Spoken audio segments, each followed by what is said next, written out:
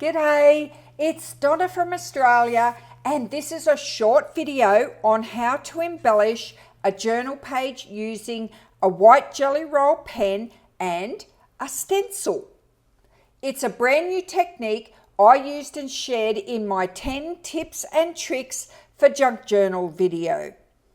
I'm going to embellish a page in this journal I made in a separate video. I'll put the link below because it's a no-sew journal and perfect if you don't feel like sewing in your pages.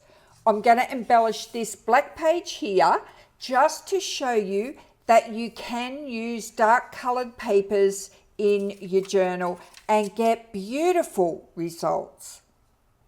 I'm also going to be using recycled bookend pages, showing you that nothing goes to waste when you rip your book apart.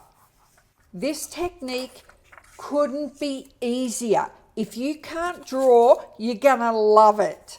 The papers I'm using for these pages were end papers. So if you watch my video on how to make this journal, you'll see I've just joined these two end papers together with washi tape. Now, all you need is a stencil and a white jelly roll pen. Put the stencil that you want to use over the top of your page and just trace. It really is this easy.